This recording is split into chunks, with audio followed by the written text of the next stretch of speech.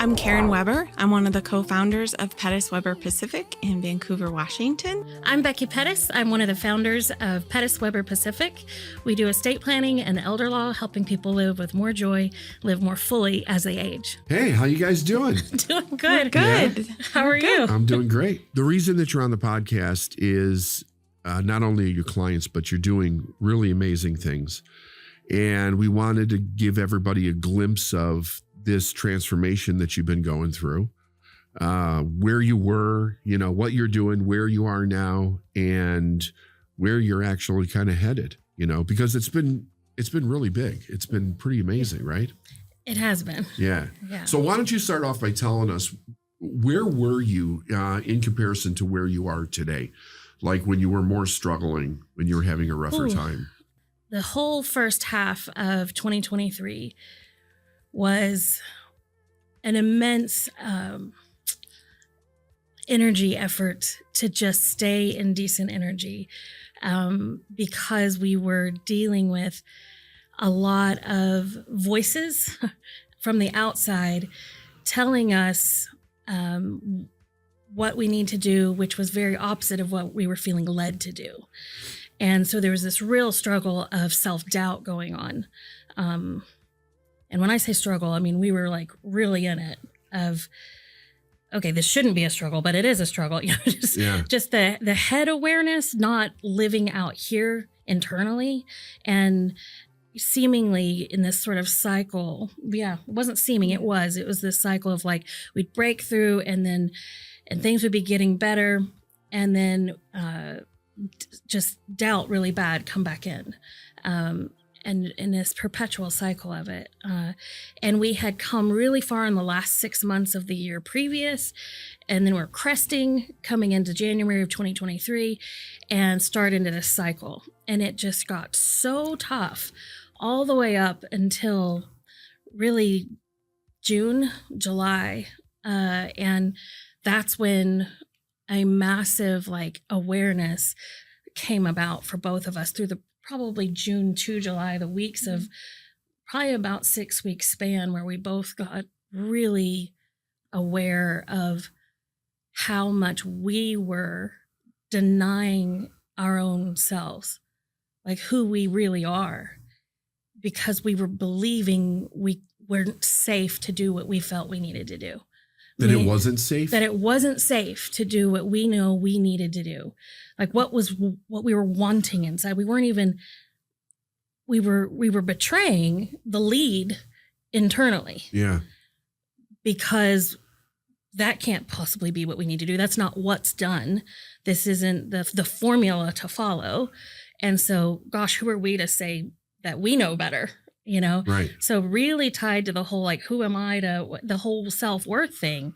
And that first 6 months of 2023, I look back at that and go, man, that was crucible of face down facing, looking at the self-worth issue and in this running away cycle and facing it and running away cycle.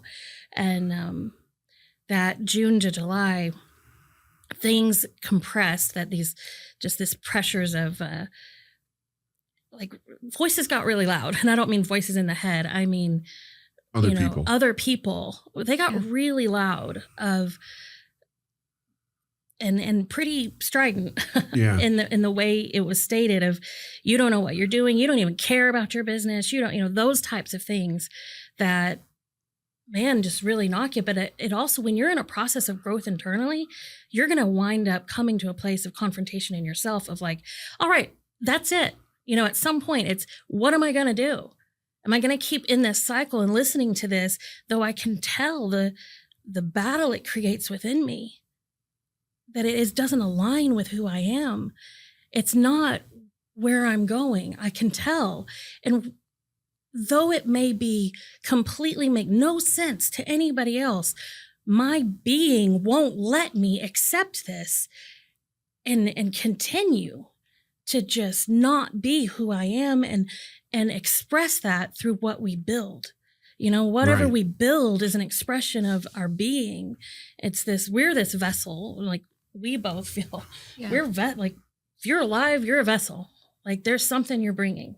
and whatever you create is coming through that vessel. And then that itself becomes an extension of you as a vessel. It's a vessel, right?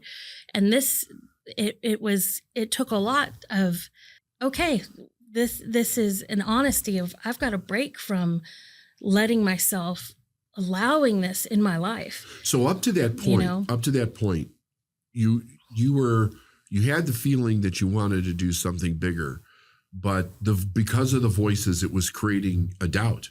Yes. And we had that feeling for a long time. We knew we were on a path to bigger. We could see it, but then every move we would make towards that, because it didn't fit into a certain paradigm or structure thought of others, we're hearing, how we don't know what we're doing, right? And with the self-worth issues that, overcoming each individually in our own ways, you immediately think, oh, well, they must be right. Yeah. They must be. Right. Yeah. And often I talk about on the podcast the idea that one of the biggest problems that we have is that we're not our own authority in our mind. Right. Yeah. Right. I mean, it's one thing when you're seeking advice for somebody, but you still have to maintain your own authority and follow what feels right to you. But we often don't do that, right? Yeah. Because we think we put somebody else on some kind of a pedestal that they're better than us, that they know better than us. And then there's this doubt that, our inside intuition saying, go this way, do this. But doubt's going, no, maybe not. Maybe they're right. Maybe they know better than we do. Yeah. Like this whole looking to the outside for validation of my own authority. So I've ceded my authority completely and abdicating my own judgment, allowing another's judgment to replace my own in my own life. And because whatever we build is this expression of life from us, right? And the realization that came about over that 6 weeks of like, oh my gosh, I am doing this to me. I am allowing this. I am listening to this. I am the one bowing down to it, and in continuing to invite it. Yeah, like that means I can just stop. Right.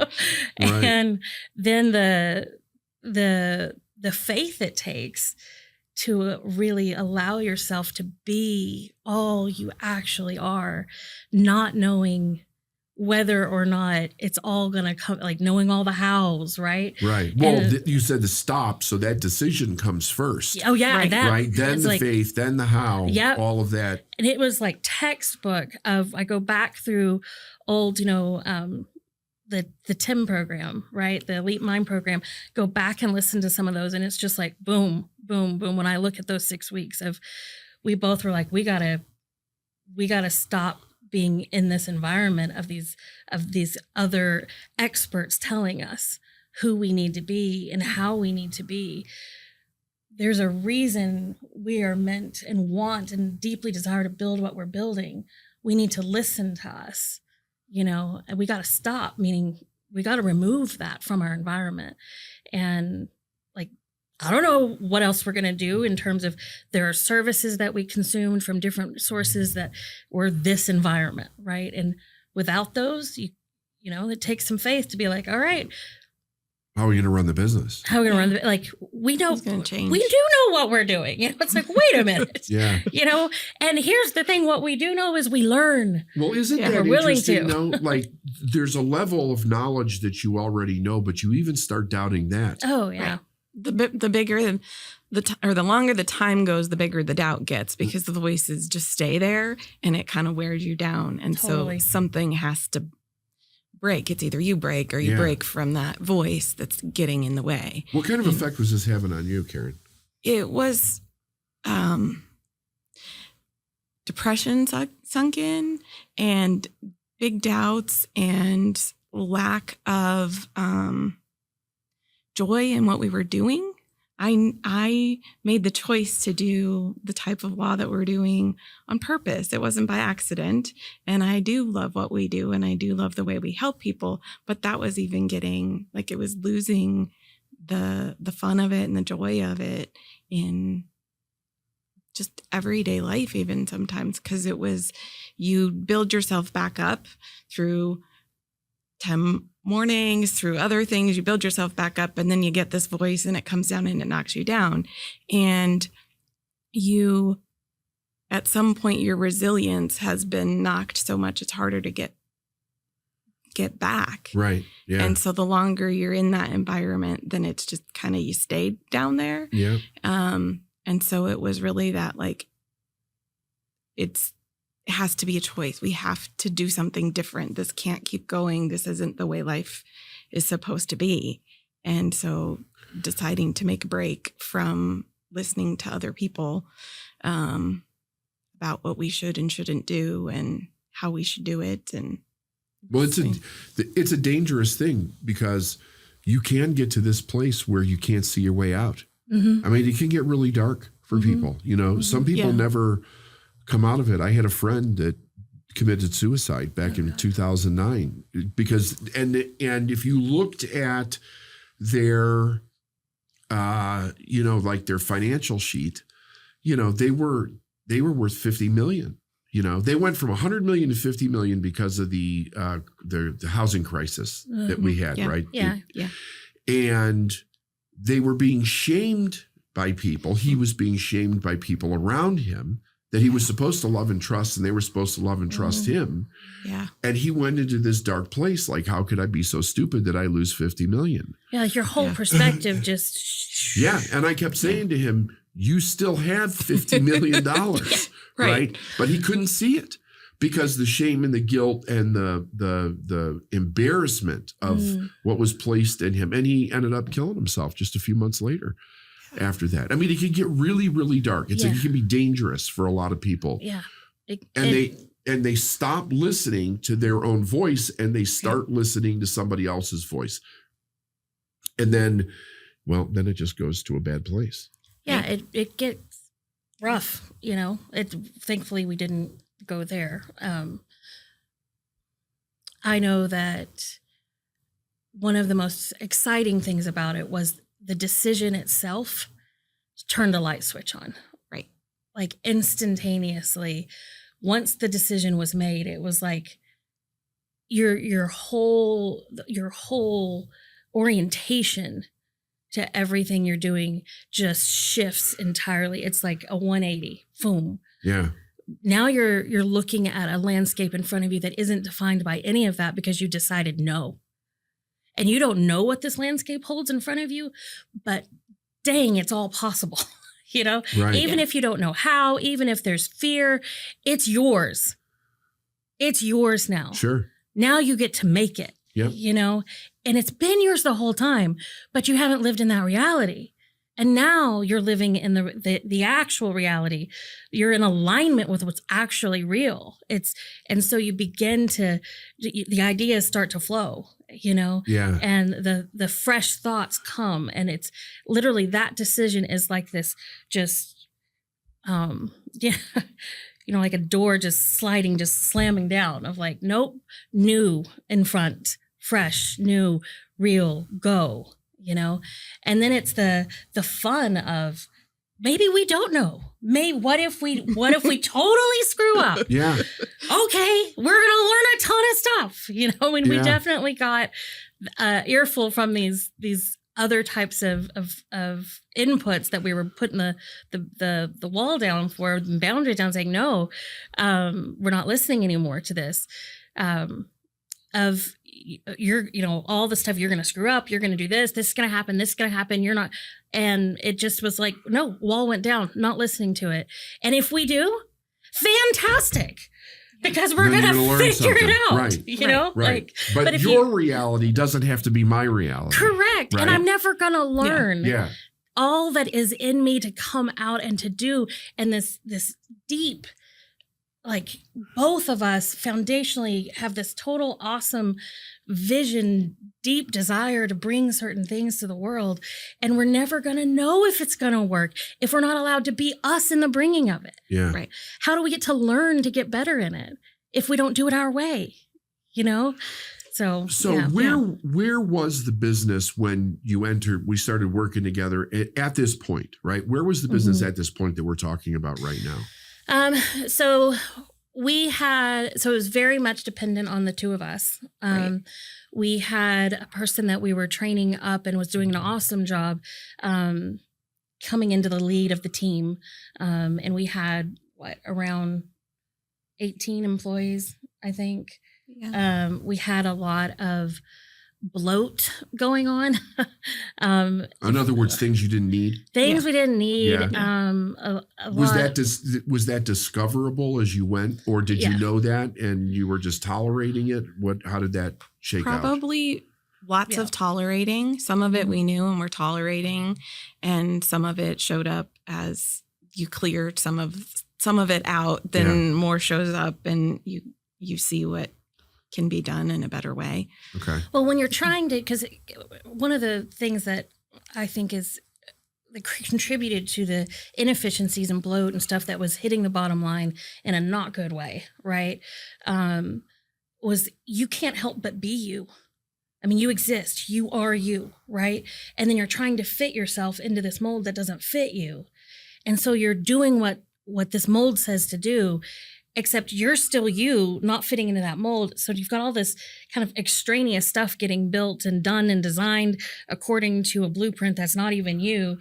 And so none of it's working quite right, and certainly not in alignment together. Right. Sure. And so you end up with a lot of bloat and frankly, a lot of, leakage, right? I mean, of just inefficiencies everywhere and frustration. If we're frustrated, absolutely our team's going to be. Like, that's definitely something we've learned. And, we did back, in September of 2022, we did that, the CEO Solutions workshop, and did a lot of vision work. And the two of us attended, and that was incredibly important. It began the real process of helping us find our direction through this sea of you have to stuff. have that vision. If that vision's not there, you don't know where you're going. And you're just really, stumbling around trying to pick up the pieces from the last thing. But the vision gives, it's like the roadmap, right? Here's what we're building. It's like we're going to put this puzzle together, and that's the vision work that we did. And that was, it's everything. I mean, we came together in that, and then in the process of about 6 months from that, you offered it again. And we went, and I took our coming into training firm administrator, right? Like, I took her to that. And we had not yet identified her as being the firm administrator at some point, but she was definitely leading and managing the team, right? And she came to that, and it just blew wide open. Right. And then we were on the phone with Karen. Karen flew in right after. She and I had some travel together, and we just went through that whole CEO Solutions, the second one that I was at with Crystal in our office, Crystal Bendel, phenomenal person. And we went through it together in our travels and just honed the vision together. The vision. And then got excited about, as soon as we got back, it was like date on the calendar before we were even back. Crystal had it dialed in, vision getting shared all the time. Like, we're getting this, we're getting all on the same page. That really helped her. Oh, yeah. She then had what she was working towards. So as leading the team without the vision, it was sort of like, well, I kind of know what I'm supposed to do, but I don't really. So we're going to kind of maybe do this.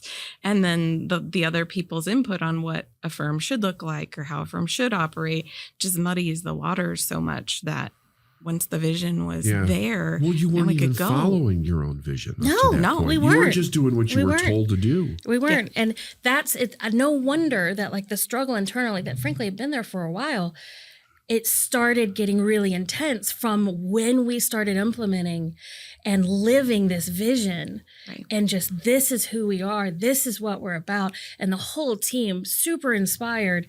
No wonder that the other influence is that it began to get just incredibly intense internally, because we were going, man. Yeah. And this is still there. Well, it's going to come to a point. Was that when you did the vision exercise, was that the first time that you really admitted with clarity to yourself, this is what we want and this is where we're going? Yeah. Yeah, that's important. Well, we had a lot of clarity that a lot of people would say we had a lot of clarity. We could talk about, we have passion about what we do. Right. We're clear that we want to bring it, that we want to make this impact on the world. So a lot of people, I think, would think that we had a lot of clarity. But it's like there's the word clarity, and then there's clarity when you actually have your vision dialed in, delivered, living, breathing, everyone behind it, inspired, locked in. It completely transformed the culture of our firm. Yeah. I mean, it makes me want to cry when I think about how much beauty is in that culture now. Yeah. And through all of this, right? And we're also going through crazy shit in the world, right? Yeah. You started having an awakening. Oh, yeah. During this time, right? Big time. You want to talk about that a little bit? Sure. And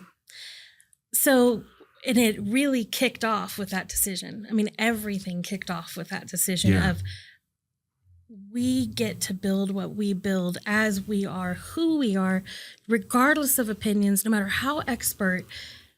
No one is as an expert on who I am as I am. Right.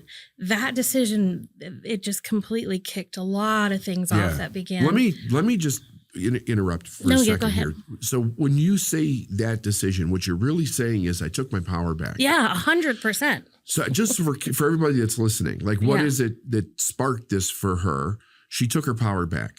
Meaning that she was now thinking for herself, making decisions for herself. She planned, right? She did a vision exercise, but she planned her vision, what she wanted, not what somebody else was telling her to do or what they expected her to do or what they were telling her that she couldn't do. She's like, I'm going to bet on me. Yes. And then the gates began to open for you as far as your awareness started to increase tremendously after that. And it was fast too, like down, just boom.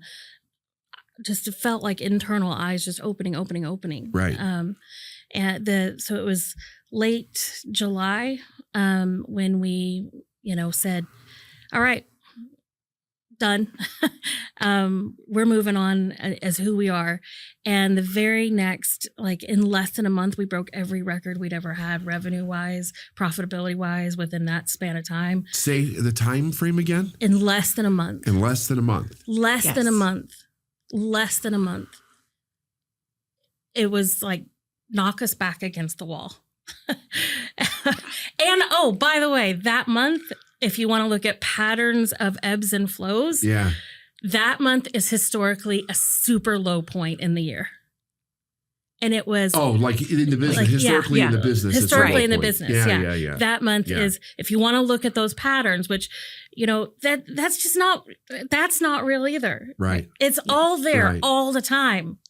And for it to be, I just loved the fact that every record broke in less than 30 days from that turning point decision. Yeah. And it happened to be the one that everyone would be like, oh, that's always a low month, Yeah. And it's like, gosh, why do we believe that stuff? How is the depression at this point? Much better. Now we could see some light, right? Yeah. Just for everybody, just so you know, you can get your hands on this vision exercise. If you can get Cameron Herold's book, Vivid Vision. Mm-hmm. That's the vision exercise that we took them through, was Cameron Herold's Vivid Vision. It's probably the best vision book currently on the market today, I would say. Okay, go ahead. Yeah. So now you're seeing some light. You're breathing, right? You're coming into some life. What happens next? So there was a book that we read in our private coaching with you and Steph that you had told us about, and Steph was, you need to read Rocket Fuel. And read Rocket Fuel. We had read it before that decision was made, but it was like, this is all great, understand it. But when you aren't willing to bet on yourself, it's never going to really come into play. Right. And with that decision made, one of the things that kept coming back to me is okay, that visionary description in that book, when I first read it, and I'm laughing out loud. I hit almost every single point of what a visionary is, right? But what was I doing with it when I read it? I was still in that place of, oh no, who am I to say, whatever. So I couldn't even accept that that's what I actually am in my own company. Right. Because who am I to be that? Right. Right. And once you bet on yourself, you're like, well, if I'm betting, I'm betting. It's like, I am that. And and one of the important things about that is that the visionary is not necessarily the person that does everything. No. Right? They're the person that holds the vision for themselves and for the company, right? Yeah. And vision and people in business very often get this mixed up. They think because they have a vision, but they're not necessarily good at the doing of it, that they have to become good at the doing. And that's not necessarily the case. Yeah. Right? Oh, yeah, completely. In fact, you're better off finding the people who thrill to be great at that thing. Yeah. And letting them do it. Yep. And then you, as the visionary, have like for me at least, I receive, like I know, I hear, I know what we need to do. Like the ideas come and I'm able to talk them through with the leadership team. And then they take them, they identify the who's of to do it. Another great book, Who Not How, and let their genius unfold in the vision. Right. And the liberty, oh my gosh, to accept who I am in relationship to my company and let myself step into that. Joy just soars, and accept that's who I am in this. And that's legitimate. Yeah. And breaking away from this, like that concept of that you talk about and teach about, it's so real in the elite mind of I'm not really working or worthwhile in contributing unless I'm behind a desk doing something, right? Like that's not what's real. Like it's okay if I'm not behind a desk. Right. In fact, it's where I'm supposed to be is not behind a desk. Right. And it's massively impacted the company. I know I'm supposed to follow the lead of who I am. And that flies in the face of almost every concept of what you ought to do or what's responsible, what would appear that way to other people. And it took me still knowing that. Yeah. It still took me, it was dang clear in August and then super clear late August. Yes. That I needed to go. I needed to go be out in nature because that's my thing. And go we talked be there. about that. Yeah. Like you were telling me because there was the tree house and there was the house at the gorge. Yes. And then you went on this road trip, right? Oh my God. Yeah. So I was like, okay, I'll go. And so of course I'm very controlled about it because I'm trying to let go. Right. And it's like, I'll go for a week. I'm going to go for a week. And so I went to up to the North Cascades, amazing, so gorgeous. I was going to be there a week and I couldn't leave. Like I needed to keep being there. And I mean, thankfully the firm was at a place where I didn't have to be back, and so I just took it a whole nother week and then came back. And then it was like, all right, I gotta go. And just between end of July to mid-October, Crystal was like skyrocketing in her own personal growth that was totally playing out professionally in the company too, to lead and to step in and to do certain things. And that needed someone if I wasn't doing it, right? Because we're both full plate, right? And she started sculpting things in ways that it was coming off of Karen. It was coming off of me. She was finding the who's, like she was reading the book. She was doing stuff.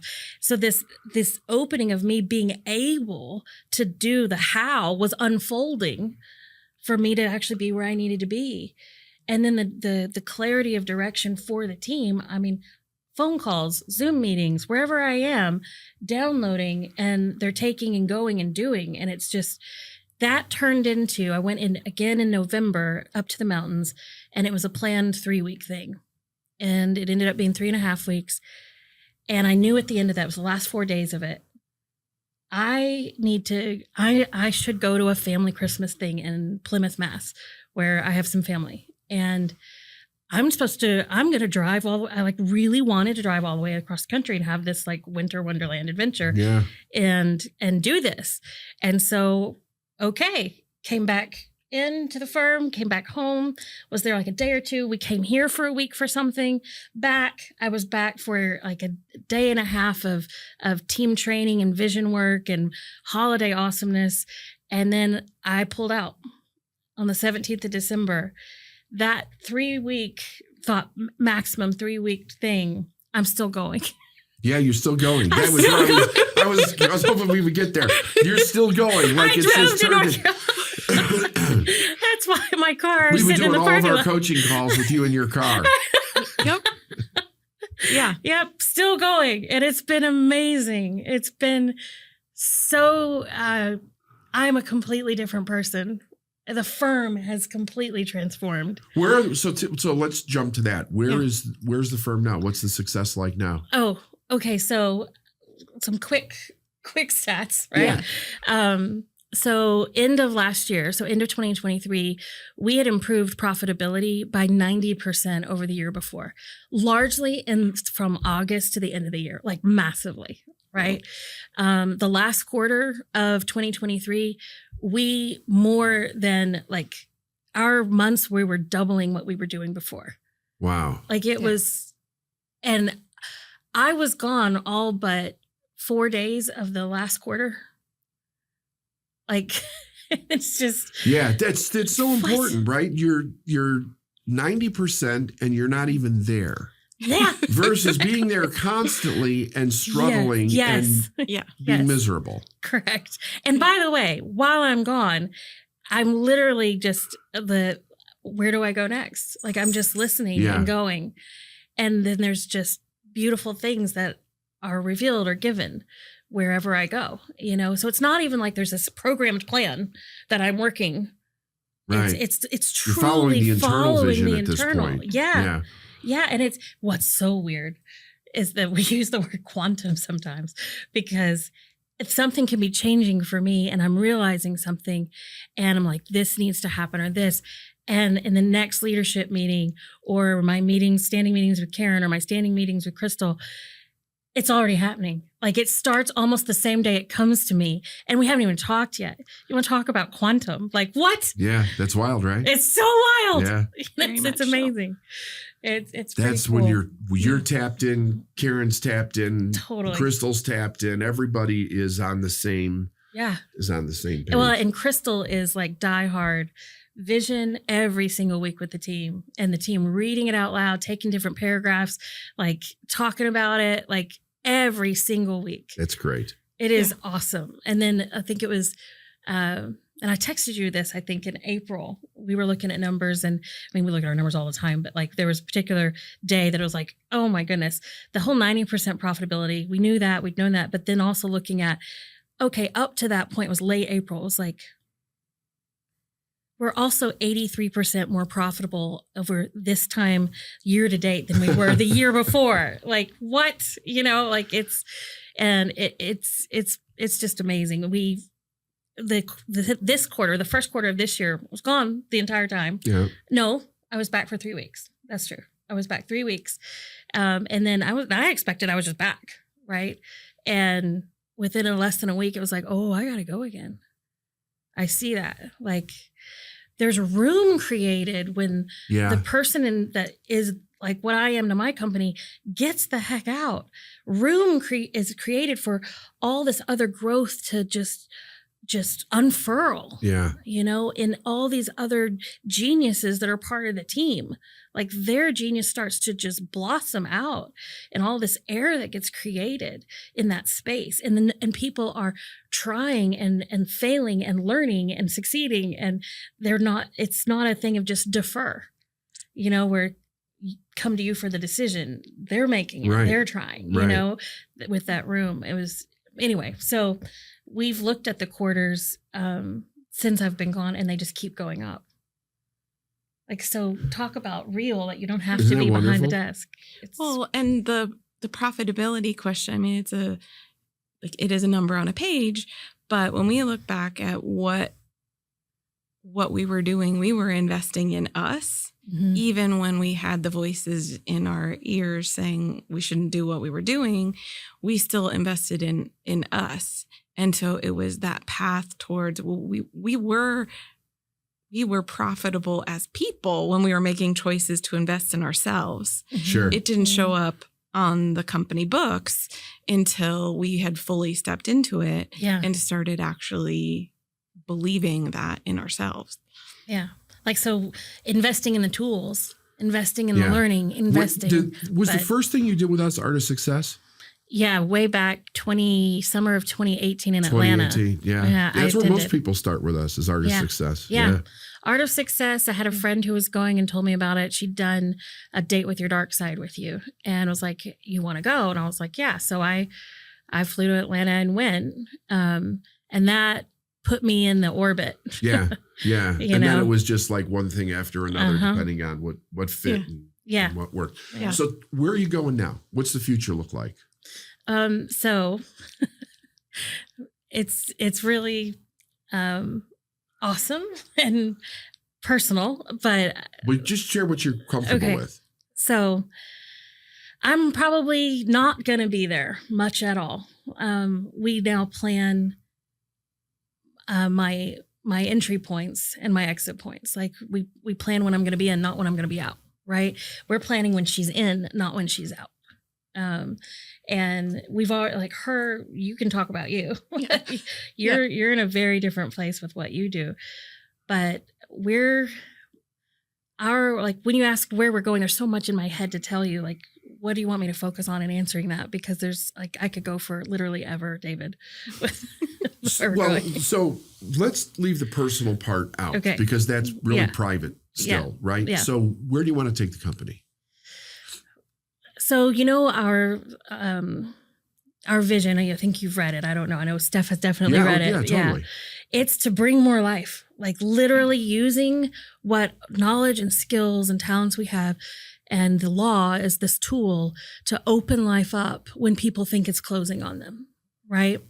And I want to go, we're going a step beyond that, to really help people understand that even when the physical is closing, how much you can expand the life experience despite the physical.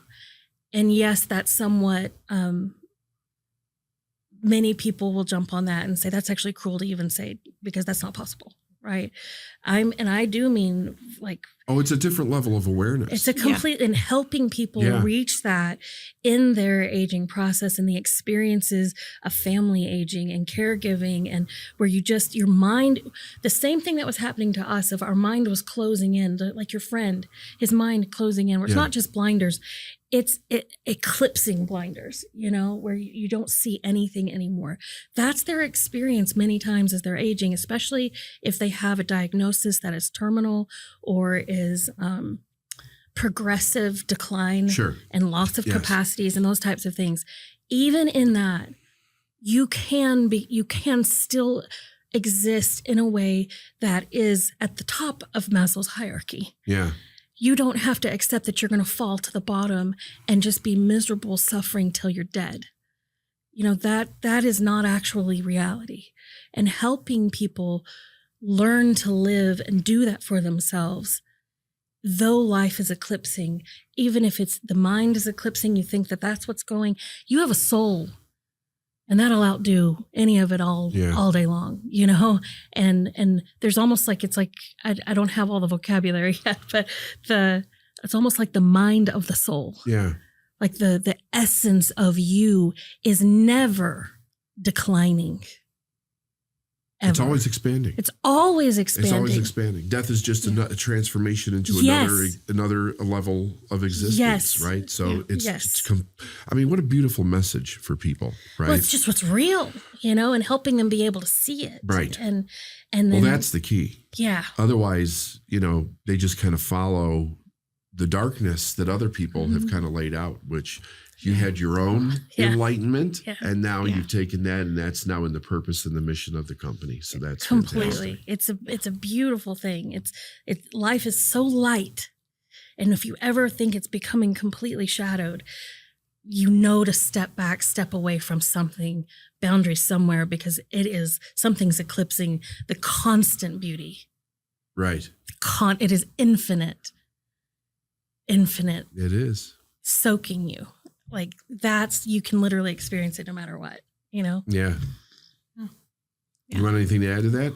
I just think that, from my position, we created this company together, and the stories of, when you create it together, you do everything together, and but stepping back for me to let Beckie be the visionary was huge. Not that I ever necessarily resisted that, because I always actually believed it, but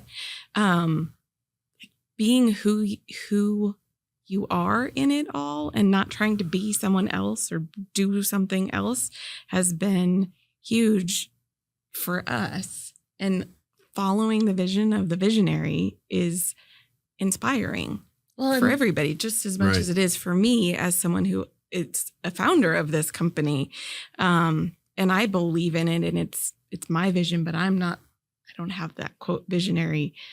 I'm not that person. And that's fantastic. It is fantastic. You're you. And then seeing how that vision can get carried out with other people, this just made my life like a huge sigh of relief. Like, oh no, I don't have to do it all, and not even just the visionary role, but the other tasks that we all do in our businesses that we don't need to do. Right. Other people can do them. Exactly. And that is like day by day getting more and more true. And everything our company does is allowing it to spread out and have the right people doing the right things, allows that message to carry out where it needs to be carried out and get to people that need to hear it. Spreading the light everywhere. Well, and just the conversations we've had, the growth we've had of a fullness of her and a fullness of me, and not comparing between the two of us. Right. Because that goes on, right? Of like, I should be more like Karen. No. And I should do more other. of this, of the things that she's awesome at, that if I'm like, and I am just totally honest about it, like, I want to like jump off a cliff if I have to do that. Like, I'm just not okay with it. Right. And she doesn't want to do what I do, but yet you have this idea in your head. Like, I had an idea of I'm supposed to be like her.